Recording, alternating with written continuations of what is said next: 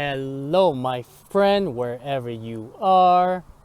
I'm sending you love, the power of positivity, and vitamin D, baby, coming from up there and right in front of your screen.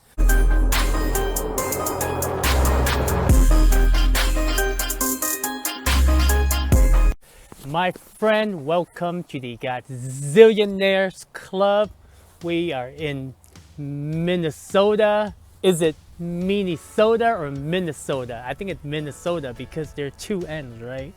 And for North Dakota, oh, well, here. Before we get to, it's kind of windy, so I'm going to block the mic a little bit here. But we are about 8 miles from Grand Rapids, Minnesota. So I'm gonna spend some time in Minnesota, check it out. But before I go there, for North Dakota, remember back in Oregon and Montana, you know, I did like every state, I would ask random people, hey, give me one word that you can think of when I say the name of the state. And I didn't do it for Idaho because Idaho was just a short, I just crossed the thing. But for Montana was bison, huckleberry, and big sky. For North Dakota, even though I didn't do it, but from my personal experience, friendships, let's start with friendships, oh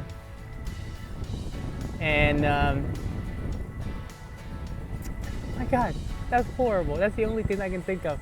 Let's start with friendship, okay? So Medora is kind of like the Old West. It was recommended by Gina and Mike, where I met at the campsite in Fort Peck near Glasgow, Montana. And then after Medora, I was in Bismarck. That's where I celebrated the 4th of July, and I met Steve and Nancy. I was just chilling at the park on my hammock like I'm doing right now, and they were bikers, right? Steve was a cop. I didn't ask what Nancy was doing, but they're pretty nice couple. I stopped there and I talked to them for a little bit, and then I was at a town called Chicago, and that's where I met Dawn and Tanya and her son William. And then after that, I went to Grand Forks and I got my nice haircut, and his name is also Don. So if that's why friendships is the word for North Dakota. Are you being alive, or are you truly living? Other than that, it was hot. I love all the the farmlands. There were so many of them. But I had a really, really nice time in North Dakota. And now that we are in Minnesota, I was gonna kind of like, go on take the scenic route of the north end of Minnesota from west to east. But now since Grand Rapids, it's kind of like, where I was at, I would have to go south to get down to Grand Rapids. And I'm gonna hang out in this area for a while, and I will ask people, if I meet them randomly, I'll just ask, hey, give me one word that you can think of when I say Minnesota. And it's going to be interesting. By the way, North Dakota, it's very similar to Montana. Like I would definitely give them big sky, and well, more like open sky. Big sky, open sky, they're the same way. What? But so I guess friendships, big sky, and UPS. Remember, I stayed in Grand Forks for like a week trying to track down the package, but it only took a couple of days to track down the package because it took Amazon like 4 or 5 days to deliver the package. then I had to track it down because it was the weekend and stuff like that. So I had a great time there. So track the package, track a package, friendships, and Big Sky. There you go. So my friend, I will keep you posted as I go on my journey. And by the way, where I'm at, especially the Grand Rapids area, there are so many small lakes. Like Minnesota is beautiful. I gotta give you that. It's even the previous video, the rest area, it was beautiful.